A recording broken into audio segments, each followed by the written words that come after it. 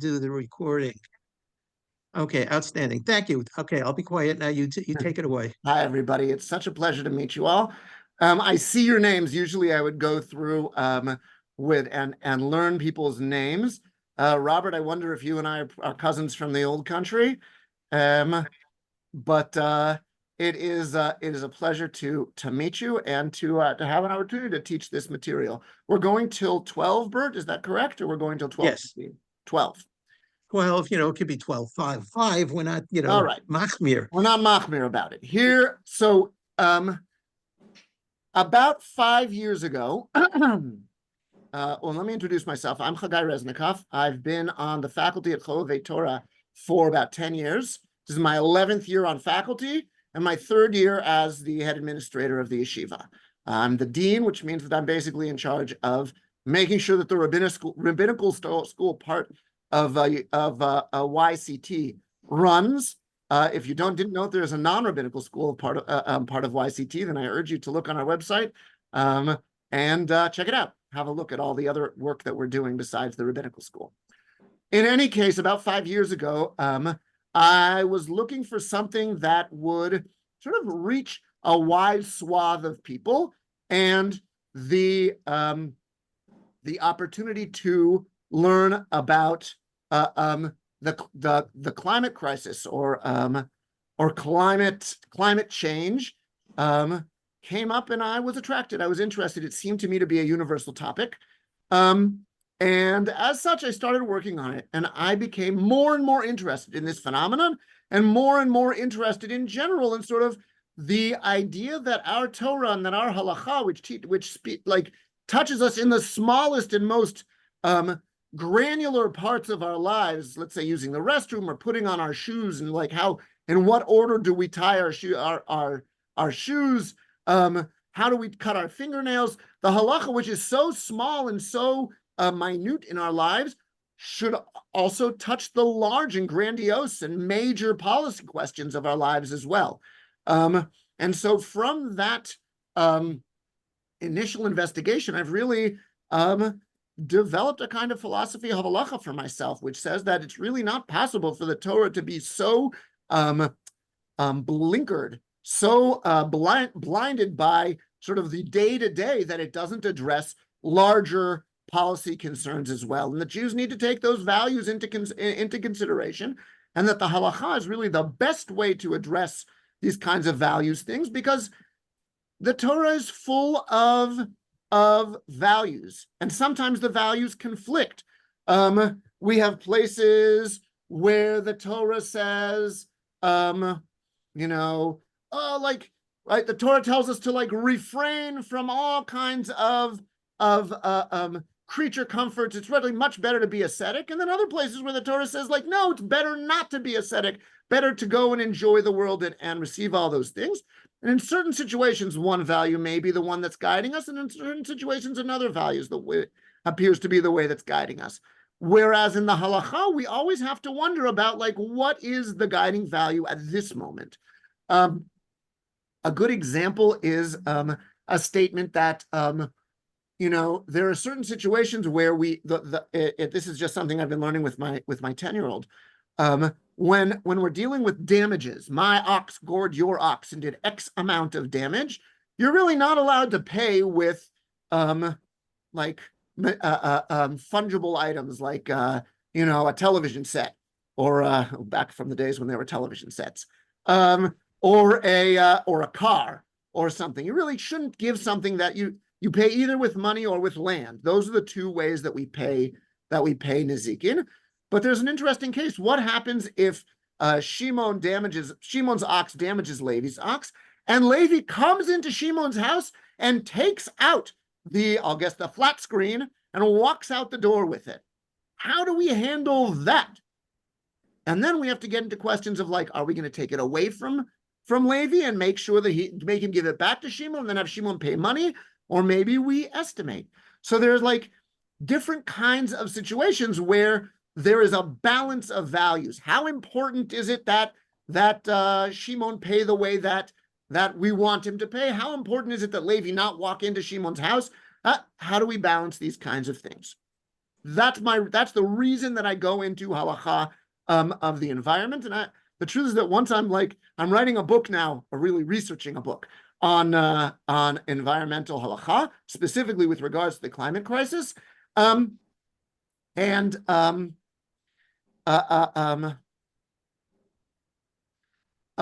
I feel like I finish with that book, that'll be sort of the end of this little adventure. And then I'm interested in going into other areas of policy and seeing where the halacha touches those as well.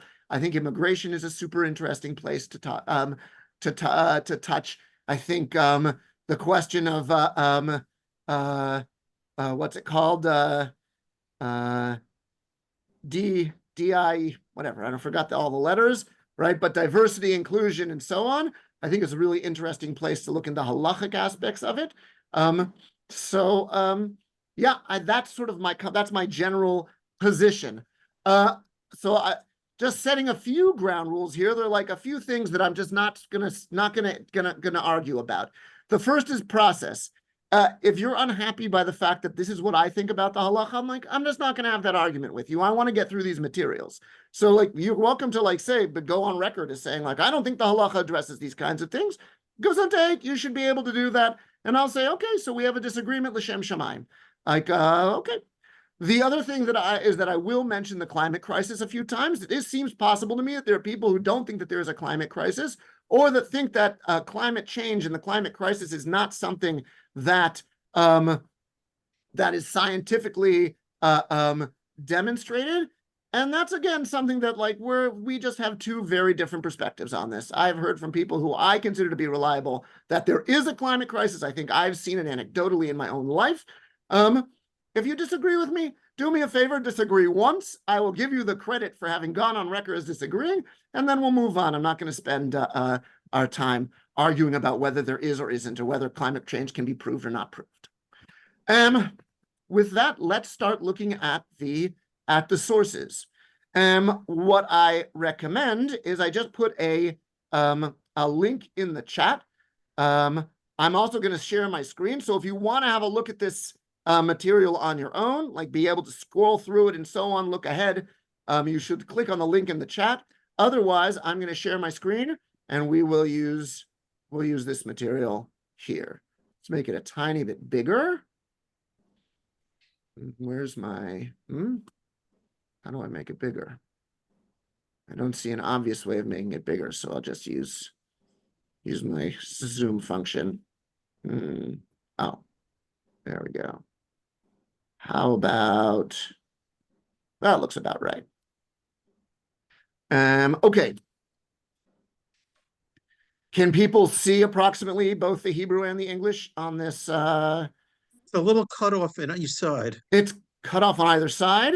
All right, on both sides. All right, a little bit. It's not cut off It needs to be a tad smaller. All right, I'm going to make it there we go. How about that? That's better. That's okay, fantastic. Let me center it a little bit. All right. And I don't want this to be a column. I want it to be, let's see, does that do it? Oh. All right, that'll do fine. Okay.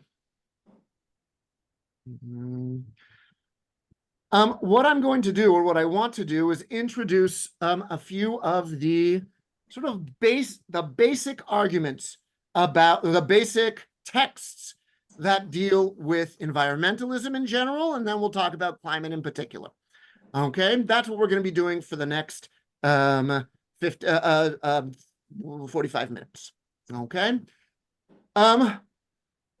The place that Jewish climate, I don't know if it's the chronological place that it starts, but if you try to go back to the Torah and try to find the place that the Torah itself starts to give a sort of ecological perspective on the world, what we find is the story of Adam v'Chava, the story of creation.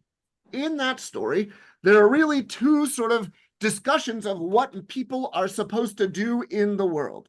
The first is in God's blessing to humanity, Ku urvu umil'u et haaretz vekivshua, urdu bidgatayam, and so on.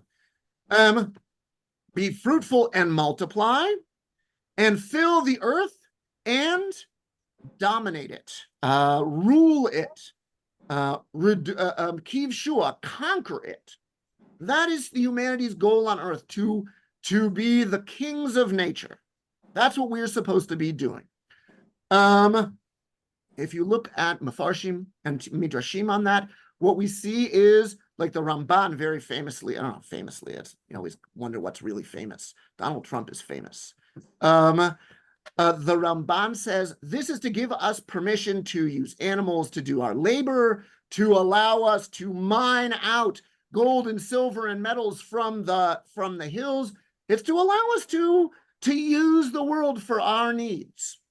An ecologist, a religious, I don't know if he's religious actually, an ecologist named Lynn White Jr., back in the 1970s, wrote an important article where he argued that the basis for the kind of exploitive environmental behaviors that we have today in the modern world is a direct result of that one word, vekiv shua.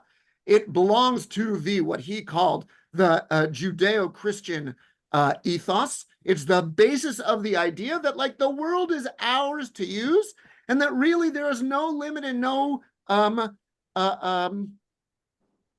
nothing to stop us from using it and using it up. It's our privilege to use it up as we see fit. We are the owners of the world. Some people argued with that position of Lynn White Jr. and tried to bring evidence against him. And one of the first or early pieces of evidence that they brought against him was like, that's just Genesis 1. That's just Breshit Aleph. But there's also Breshit Bet. What does Breshit Bet say? Breshit Bet says that Adam God planted a garden in Eden, and he put Adam in the garden with the express purpose, le'ovda u'leshomra, to guard and protect it, and le'ovda, to cultivate it. This is milshon avodata adama, to work the land, as opposed to perhaps other uses of the word avodah. Le'ovda u'leshomra, to cultivate and protect it. And they say, see, there, like I said, there are any kind of value statements you find in the Torah, you have to be able to like nuance and nuance these things. So there are a few probably like questions about Le'ovda L'Shomra that as a contrast to Kiv Shua. First of all, the original Adam in the garden doesn't seem to have done any work in the garden. He seems to have sort of walked around and picked fruit off the trees. Like, excuse me if this is like too evolutionist for you, but like from like an early primate, he just sort of like, or a hunter-gatherer, he just sort of like took food off the trees and ate. Mikol eitz hagan tochlu. Eat from any trees that you want to in the garden, says God to Adam and Eve. Rak mi'etz hadat tov v'la tochlu. Don't eat from this one tree. The second issue is that, like, by and large, Jewish interpretive tradition, the Midrashim, the Gemarot, the medieval interpretive tradition don't really see this as in conflict with Vikiv Shua. They understand Le'ovda L'Shomra to be approximately the same as Vikiv Shua, that you are allowed to use this earth for your own needs. And so, like, okay, you can point out and say, oh, listen, the Bible itself might have had some sense of tension between these two ideas, Kiv Shua versus Le'ovda L'Shomra. But the Jews who read the Bible, and I believe it's true also of the Christians who read the Bible, don't really see it in that sense, not historically. It really is only in the sort of the 20th century that people started seeing this as like a sustainability verse. That being the case, it's not so easy to find evidence of sort of ecological considerations in the Torah itself. This week's passage, this week's Parsha, which has Shemitah in it. So Shemitah is like an interesting question of whether there's ecological weight to Shemitah or not. There does seem to be some kind of ecological consideration going on in Shemitah in this week's Parsha, perhaps not in other places. In any case, in the conversation about how you sell the land and so on, we say you cannot sell the land forever. You can't just sell the land and assume that you will own it forever. Kili kol haaretz, says God, I actually own the land. God is the owner of the earth. And therefore, like, we are leases. We can't really like determine who's going to own something forever and ever. And that sounds like a good ecological statement, but it's not really there to discuss ecology. It's more there to discuss economy. What are the rights and privileges of people in terms of using the land economically? So I can't say the first, but one of the early pieces that really suggests something ecologically relevant is a midrash from Kohelet Rabbati, the midrash on Kohelet. I just made it bigger again. Is that right? Let me make it smaller. Okay. The midrash on Kohelet, which you see in front of you marked as source 1.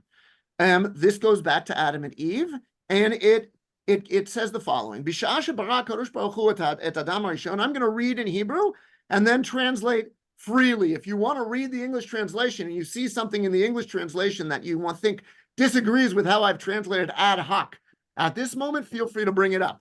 Most of these translations are my translation anyway, but some of them are not. So you can always challenge me from there. When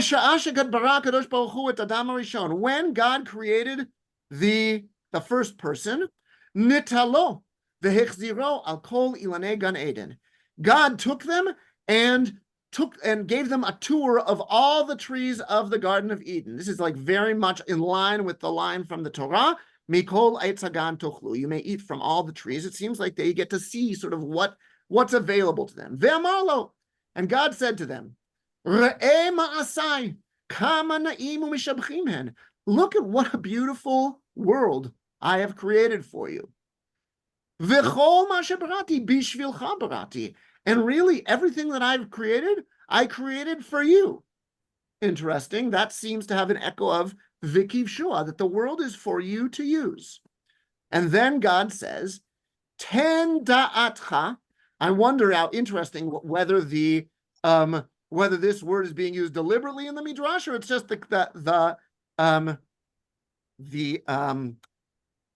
just a coincidence. Da'atcha, like the Eitz Hadat, the tree of knowledge. Ten da'atcha. Be careful. Be aware. Be alert. Shelo tikalkel v'tachriv et olami. That you should not spoil or destroy my world. She'im kilkalta, because if you do spoil it, ein mishi yitaken acharecha. I'm not going to fix it after you. You're going to have to fix it. So let's open up the floor a little bit. I don't know how often how lecture style this conversation is. These kinds of things are versus conversational. But let's talk for a bit about what you see in this, and maybe I'll hear if you have any further comments. Any thoughts about this midrash that we just read? Just out of curiosity, yes. Mrs. Bird, what is Kohelet Rabbati? Mm-hmm. I'm not familiar with that. So the term Rabbah is associated with Midrashim, is not a rabbinic term. It doesn't come from the time of Chazal or the rabbis of the Talmud. It comes actually from the time of print, where the printers would decided to make a collection of midrash, which they called Midrash Rabbah, and they took a variety of midrashim and decided to call them Bereshit Rabbah, Shmot Rabbah, Vayikra Rabbah, and so on. Many of these midrashim are like from different time periods. Midrash Bereshit Rabbah, Vayikra Rabbah, and are the earliest of this group. Devarim Rabbah, I think, is very late. There's Estra Rabbah, and so the word I was Rabbah. When you say Rabbah, that I understood. Yeah, so Rabbah you're familiar with. Rabbati. So Rabbati is like one of the is an additional, like it's in reference to that collection. Okay, it's the Kohelet. Eicha is also, for whatever reason, called Eicha Rabbati, whereas Megillat Esther is called Esther Rabbah. So anyway, that's the way it goes. Okay, Lance, you wanted to say something? Yes. It seems to me that in the original text in Genesis, there's a whole totally different vision of God. In that text, there's the serpent. God sets up Adam and Eve with the serpent and in effect tricks them, from my perspective. And so, from my perspective, God is a sadistic sociopath who is really torturing and tormenting Adam and Eve and all the humans that come afterwards. And it seems to me that this particular rabbinic interpretation overlooks that. I agree, meaning I don't think that the rabbis think that God is a sociopath. The rabbis see God as sometimes more violent and sometimes less violent, but in this particular case, the rabbis see God as sort of a teacher or tour guide, and Adam and Eve is sort of like the tourists in the land where God sort of like walks them through that, but reminds them, like, don't throw litter, don't litter the park. The park needs to stay clean. If you litter, it's going to stay littery. It's going to, like, nobody's picking up after you. You're going to have to pick up after yourselves. So you're absolutely right. This is a very different narrative. I would even say that, like, within the narratives of God in Genesis and Bichlal, in the Torah and in the Tanakh, we see different aspects of God which suggest different perspectives and different relationships with human beings.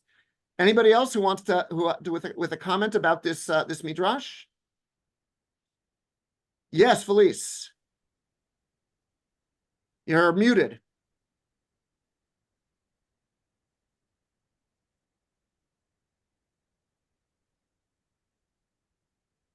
I don't know. I can ask you to unmute, but I can't unmute your screen by itself.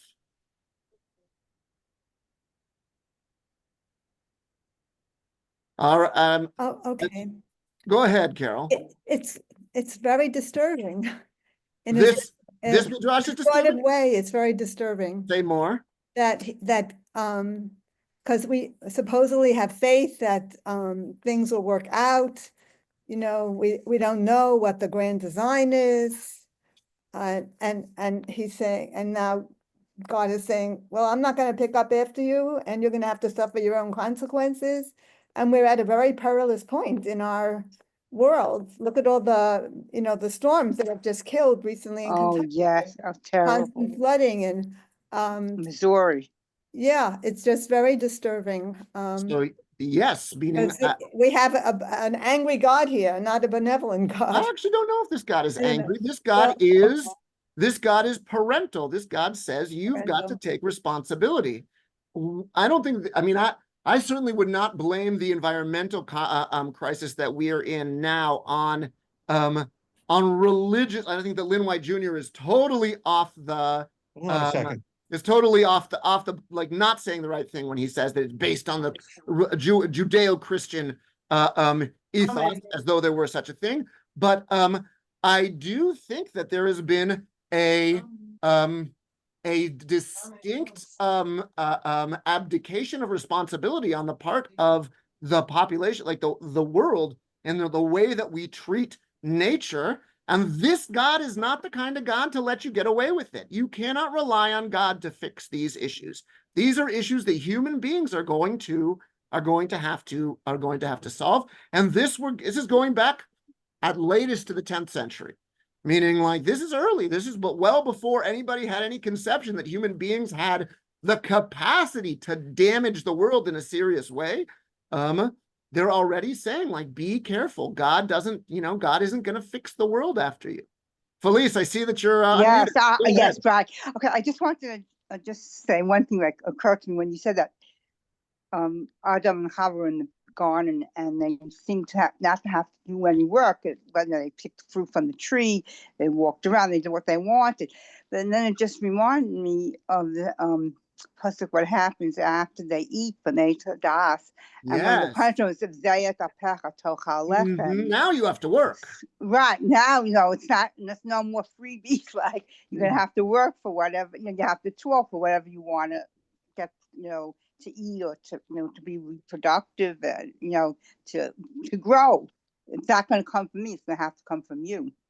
Yeah. And that means that you have to really. It's not only just simple work. You have to really toil to get what you need, what you want. Yeah.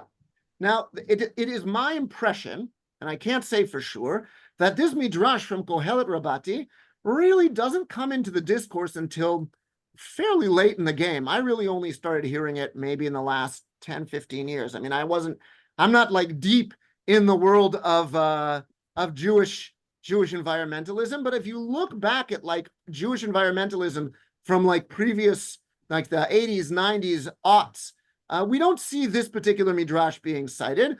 What we do see, certainly from the early cases in the 60s and 70s, is the case of Baal Tashchit. Baal Tashchit is understood to be the sort of the most obvious halacha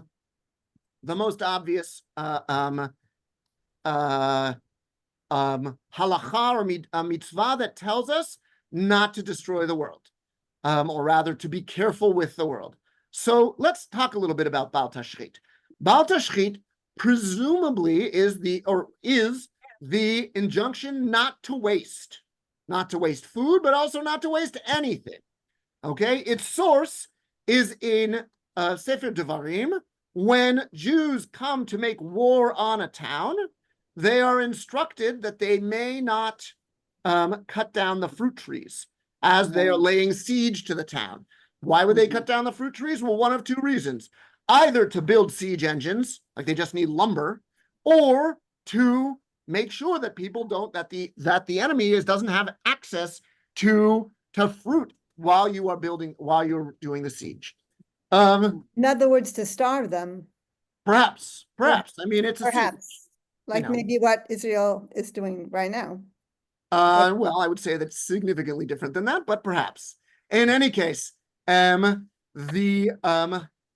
Torah says you're not allowed to cut down the fruit trees because trees are not people. A tree can't flee into the city and close the gates. The trees are stuck, right? People you can make war against. It's this funny irony in the Torah. You're allowed to make war, right? But trees, to destroy the trees, like the trees are actually beneficial to you. You can eat from those trees. So don't destroy the trees.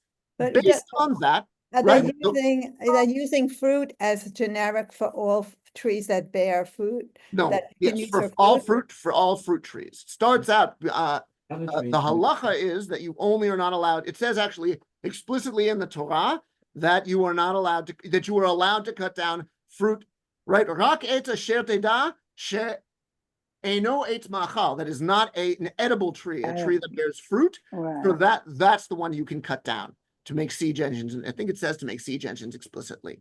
In any case, so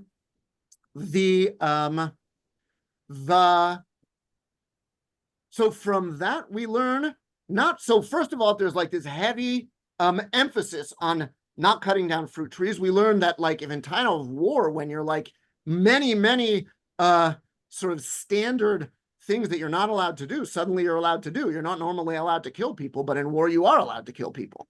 If at a time of war, you're not permitted to waste and to destroy things sort of with no good reason. So when a time of not war, of course you can't do that. And so based on this, the Torah then starts to say that there are other things. You can't really waste anything. Baal Tashchit says that you can't waste anything. That's Torah Sheba'al Peh. The basis for all of this comes from a Braita, an early text in the Talmud Bavli, which goes as follows. Tanya Namihachi. This is true of something that they said earlier. Rak etz asher teda. This is the pasuk that I tried to quote earlier. Yesh ze ilan ma'achal. So first of all, the tree that you know, that's a fruit tree. Ki lo etz ma'achal hu ze ilan srak. So when it says that it's not an edible tree, that's a non-fruiting tree. So you can actually cut down both of them, says the Midrash. So he says, V'chi me'achar shesofenu l'rabot kol davar. In the end, you're going to allow cutting down fruit trees. So why do we bother saying don't cut them down? So then why does it say you can only cut down trees that are not edible? Lehakdim srak lemachal. That before you cut down the fruit trees, you need to cut down the trees that don't benefit you. You need to cut down the trees that don't have fruit. So we say, okay, does that mean that you're not allowed to like, you're not ever allowed to cut down the fruit trees until all of the Ilan Strak are gone? Yachol afilu me'uleh b'damim. So is it possible this is even true when they are more valuable? So what is they? So there are two interpretations of what is they are more valuable. Let's see. This is actually done by Steinsaltz.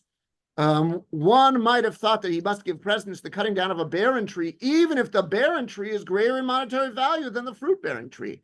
What if the non-fruiting tree is a Philippine mahogany, for which you could get like a lot of money if you let it grow and so on, whereas the fruit-bearing tree is a crabapple tree and doesn't really provide fruit that we're like that happy with? Do you have to cut down your valuable mahogany tree in order to get to the in order to preserve this crabapple tree? So the verse says rak. Rak means only, and only is typically in the Midrash understood to be a distinction, meaning no, only the cases where it isn't more valuable. But if it is more valuable, then you can just cut down the fruit tree. The other interpretation of this is the interpretation of Rashi, who says maybe it means even in is it true that what if the lumber is more valuable than the fruit? What if it's an older fruit tree, like a walnut tree, right? Walnut is like good hardwood. It's really nice to use for all kinds of furniture and things like that. What if it's an older walnut tree? It doesn't fruit so well that you can really make a significant profit off the fruit, but you could cut it down and use the lumber for furniture, for whatever. Its lumber value is greater. So that's the other interpretation of this. And both of these are understood to say, yes, you can cut down the other things. Now, based on this, let's see, do I have it in this source? Maimonides, no. The Rambam comes along and he says, what I understand from this fact, that you are allowed to, if something is more valuable, you can destroy the other, the fruit tree, or you're allowed to cut down the tree in order to get the benefit of the lumber and so on, is that when the Isur of Baal Tashchit, the Isur of wasting something, is an Isur derech hashchata, wanton wastefulness. It must be done in a way that suggests destruction for destruction's sake. Destruction that gives benefit, economic benefit. Typically, the Rambam doesn't consider to be sociological benefit to be not sociological, psychological benefit. Like, I don't know, my kids like to shred paper, like while they're sitting, their hands, it's like whatever, they're nervous and they want to shred paper. So like I said to them, it's about tashchit, don't just shred things. The Rambam would usually agree with that. There are one or two cases take straight out of the Gemara where you can say that the psychological effect is actually a benefit and you are allowed to do it for that reason. But by and large, the point is just to not destroy things for no good reason. If you have a good reason, then no problem. So military reasons? Military reasons, absolutely. Right? That's a good reason. Economic reasons, mining, coal, fracking, all kinds of things that an environmentalist would be up in arms about. Baal Tashchit doesn't really help with because, and this is something that I think, I don't know, it's less true in the more sophisticated, sort of, I'll say academic or intellectual environmental circles, but it's true in certain hippie circles, sort of in some of the popular environmentalist circles.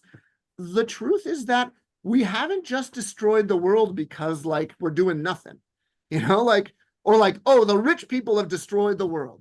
Greta Thunberg, for all of her like gedula, like I really think that she's like has done amazing things, but like to say like we have destroyed the world for her, like no, like we set up a world where like medicine works in like an amazing way, where there are that if something were to happen, God forbid, the police and the fire department can get to you without difficulty. There continue to be issues in our world, and the way we've done it has been damaging. But by and large, development writ large, which is like an evil word, a bad word in the environmentalist camp, development has been a good thing for humanity. I would make that argument. I'm willing to like one of those things where like I think it's just sort of like like known to be. I write this in one of my a long rabbinic tshuva, a long rabbinic responsum that I wrote about this topic. I said, like, I think it's not an exaggeration to say that if you were to cut us off from fossil fuels entirely and say, like, no fossil fuels because of Baal Tashchit, like the whole world, like all of modernity would fall down. But like modernity is not a bad thing. Modernity is a good thing. And that being the case, Baal Tashchit, although it does address a number of issues, is a very blunt tool. Blunt, not in like the sense, we say like, oh, you're gonna, so-and-so always uses blunt tools. It's not that it's not surgical, it's that it doesn't actually do that much. It's not that useful a tool, because it really only deals with cases of derech hashchata, like a wanton and sort of non-beneficial damage. One thing that has been looked over since the Rambam, and this happens in like a variety of places, when Maimonides touches something, everything comes away with a Maimonidean tinge. This is true of our theology. It's true of lots of things. And a lot of people started early, but I feel like in today's world, like as people sort of feel alienated from religion, one of the ways that many Jews this is sort of the neo-Hasidic trend, is to try to sort of de-Maimonidize the Jewish tradition. If we could go back to something a little more embodied, a little less intellectual, a little less conceptual, a little more concrete, then maybe people would have something to hang on to. And this is something that so in the case of Baal Tashchit, something important was sort of missed or lost, that people don't seem to have the nuance of, and that is this line in the Braita, lehakdim srak lema'achal, that before we start cutting down the valuable trees that are I don't know how to get rid of that thing. There we go. Before we start cutting down the fruit trees, before that we should use, I see you, Lance, I'm just going to finish this particular mahalach, like this little piece, and then you'll say what you have to say. So write it down if you're not going to remember. Before we start using, like before we start wasting things, let's use the more sustainable model, the things that are less valuable, the things that are not destroying things that we can benefit from. Essentially, I mean, you really have to expand from this midrash, because all this midrash says is, before you cut down fruit trees, cut down trees that are not fruit trees, right? Which, like an environmentalist is like, no, don't cut down trees, right? But you need lumber. The point is that when you're doing this, you should do it in such a way to waste as little as possible. You should be looking for a sustainable model. And this is borne out in an important piece from the Ben Ish Chai, an Iraqi posek of the 19th century, who has an interesting case. I'm not going to read it inside because I want to hear what Lance has to say, but he's talking about a case where people are leaving 2 oil lamps lit overnight because they're concerned that they're going to like stub their toe when they get up in the middle of the night to use the restroom. He doesn't say to use the restroom, but when they get up in the middle of the night, they want there to be some light. And he says, I don't think it's like wrong to leave a light on during the middle of the night, but what do you need 2 for? That's wasteful, right? In case one burns out. The Rambam would say that's not Baal Tashchit.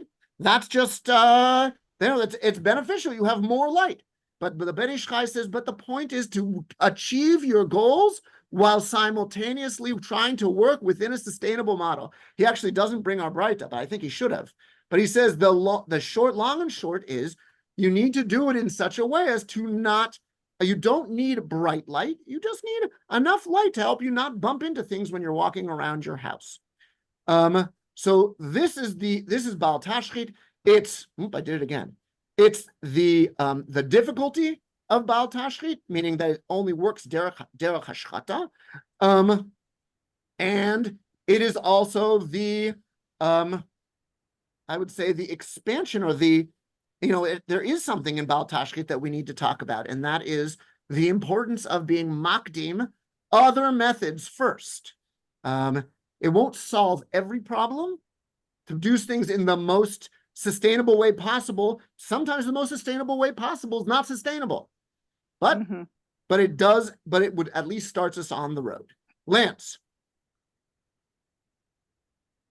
Okay, just a couple of thoughts here. Talmudically, doesn't Honi the circle maker imply that it's Lador Vador? I'm not sure I understand the question of Lador Vador. Generation to generation. I know what that means. No, What In is other words, he what is comes Midor across- Lador?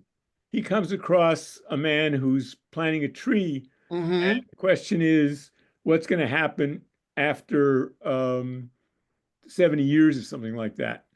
Okay. Number two, how do you tell the difference between an Asherah tree and a non-idolatrous tree? And number three, in the oven of Aknai, the rabbis reject God. However, at the end, God kills the chief rabbi. And there are other things. What you're really talking about, one of the main questions for me is free will versus God. In other words, who's really running the show? Okay.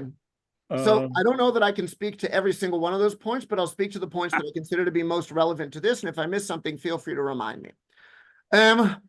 Number one is Dor Lador, right? There is a sense that trees are not just for the present generation, trees are for others. However, that is sort of in the direction of like, why would you bother planting trees? And the answer is because, like, actually we do things to consider the future generations. That story doesn't really balance the question of like, what if I need or want the profit that cutting down these trees could bring to me? Trying to justifying activities but through future need is it is a valuable and important consideration. I didn't bring this this story in my source sheet, but it is a something to take in consideration. There's a story of a man who is getting rid of the stones in his field, and he's chucking them out of the field, and he's chucking them into the public domain. And a chassid, a pious person, a person who's like more frum than frum, frummer than the halachic aspect, comes in and he says, I don't get it. Why are you throwing stones from an area that's not even yours into an area that belongs to you? And the man's like, well, you're totally upside down and backwards. What do you mean? This is my field. That's just the public domain. But lo and behold, the man becomes poor. He has to sell his field, but the public domain. And one day he's walking along the public domain and he's troubled by the stones that are there. And he says, oh, how wise was that chassid who told me, why are you throwing stones from your personal, from the domain that's not yours to the domain that is yours?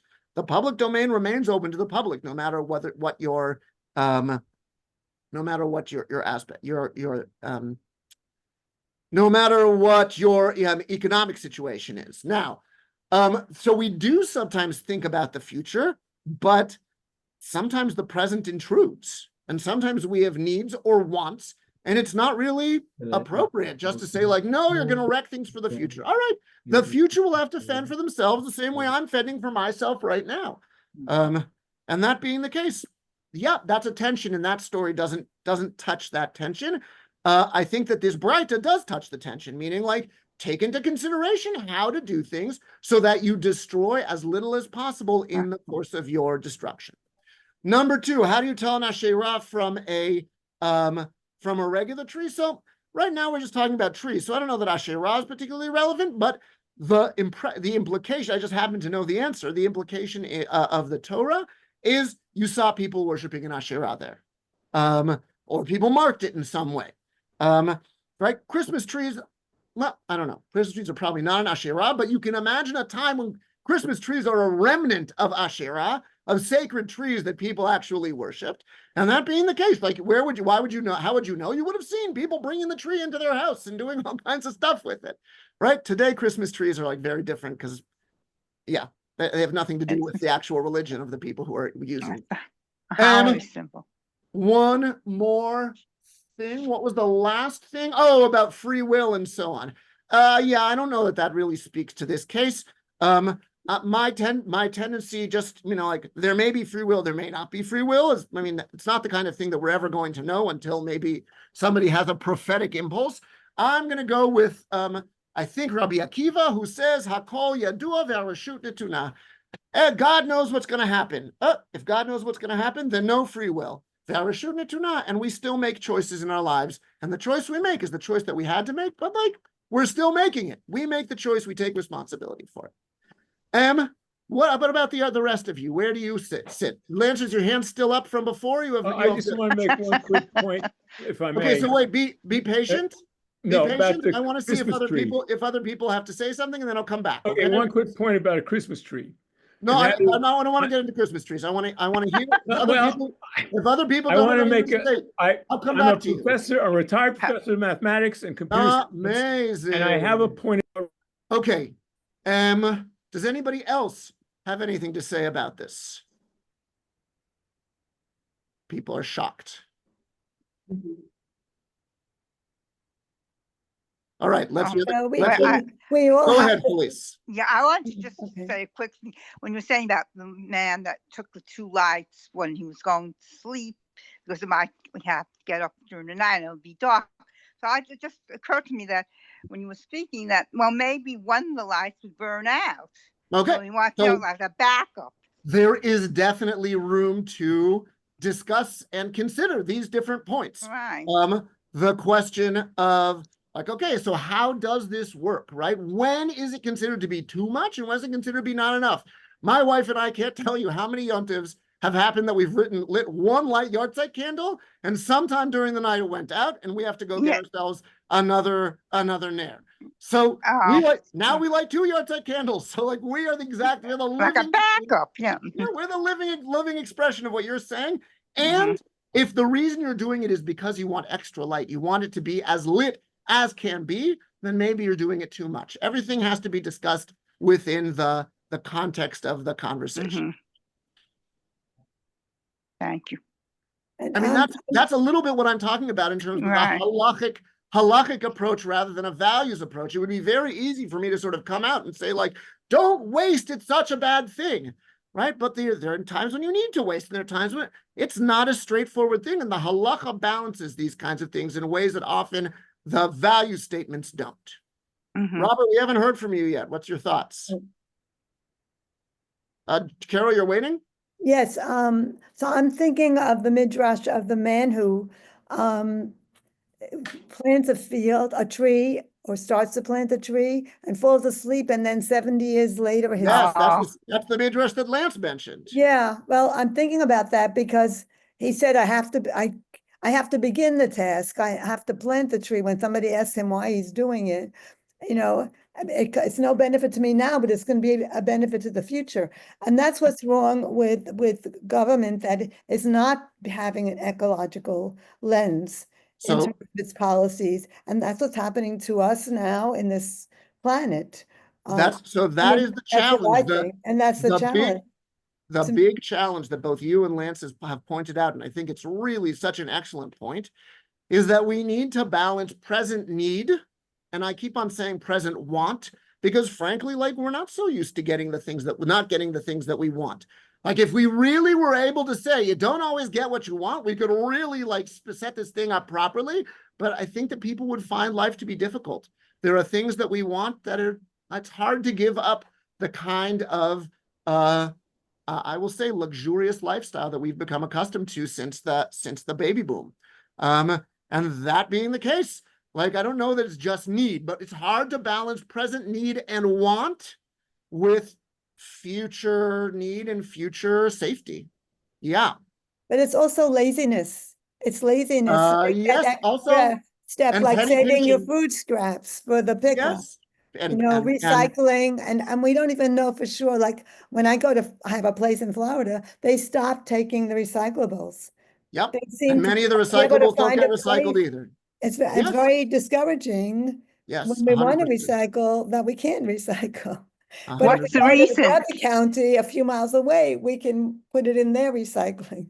All But right. why can't you Lance, recycle? I don't. Because Broward County decided that people were it was abusing it's too the expensive. privilege of recycling and putting their regular garbage in with the recycling bin. Oh, And, or maybe they couldn't find a buyer for the cans or the glass or the whatever, or the paper, it so wasn't profitable. it wasn't It's profitable, it's so, challenging. you know, so that's a challenge, and Yeah. All know, right. part of it We is have changing our We have mindset. 5 minutes left. We're going to hear Lance's Oh, point on Christmas trees, and then we're going to do one more piece of the puzzle. Go ahead, Lance. Okay. First of all, let me explain. I'm an academician and not a rabbi. So Okay. my lens is very different from yours.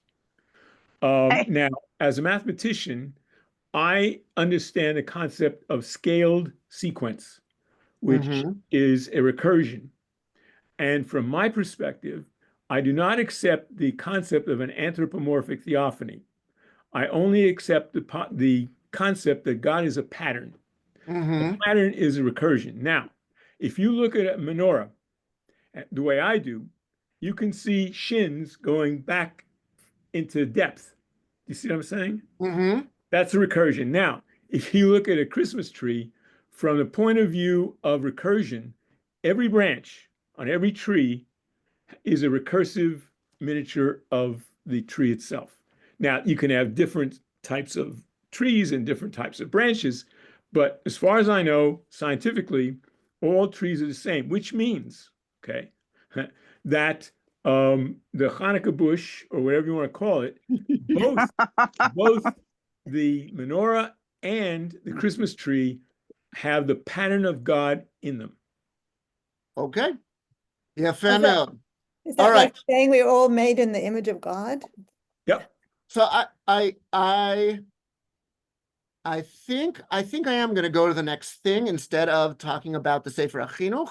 There's a really interesting piece here where we talk about the Sefer HaChinuch, who simultaneously says a beautiful thing, how like people should really be careful with God's world, and like really gives what sounds like a proto-ecological ethos, and simultaneously is sort of stuck in this world of derech hashchata, of not doing wanton acts, and so on. So I recommend that you have a look at that source. I'm going to go on to this question of sakana. And this is specifically with regard to climate, where we really start to get into the question. There can come a time when using normal prohibitions and permissions simply is not sufficient. The balance assumes too much about the fact that sort of like that the halacha is that what we're talking about is a small scale problem rather than a large scale problem. What's an example? If somebody drops a piece of pork into my chicken soup, then maybe I can't eat my chicken soup. But the halacha says, nah, come on. If there's enough chicken soup and a small enough piece of pork, the piece of pork doesn't really make your chicken soup into pork soup. It's just it's just a little thing. It's batel, okay? So the halacha says, like, look, there are cases where we're willing to rely on bitul as a halachic perspective. However, what if somebody put an equal amount or a tiny amount of poison in my soup? Okay? The halacha says, absolutely not. The soup is now completely usher. And you say, but wait, parts per million, maybe I can't. No. Unless you know for sure how much poison went in and how much soup you have and how many parts per million, etc. As long as you're not sure, you can't eat that soup. Of course not. Doesn't go in your soup. Okay? What's the point? This is a principle of halacha called chamira sakanta me'isura. Sometimes the halacha, in balancing, there are some things that just balance out your needs and wants and whatever. And when you put yourself in danger, that's one of those situations. Or you put someone else in danger. A little bit like the way that free speech is protected in the United States, even Nazi speech, even violent speech is all protected in the United States, until you say until you call out fire in a crowded theater. And then you've endangered yourself and others, and endangerment is not something that's protected under the Constitution or under the Bill of Rights. Okay? So this is the principle Chamira Sakanta Meisor. The rest of this I'm going to say by itself because we've come to the end of our time. So we'll do the 1205 as Bert suggests. I hope. As I say, if you really want, not that I'm trying to. I understand. I don't, but I'm not gonna. No. What I'm saying, no. Let me just finish. If you would like to do a more comprehensive thing and would like to add on another day, you would be, of course, welcome to do that. No, I'm not. I want to get this done. So I'm going to say. I'm going to say over the material. All right. Seeing it inside, I think, is not as important. There are certain areas where the climate crisis has become a danger for people. Extreme weather, desertification. When I talked about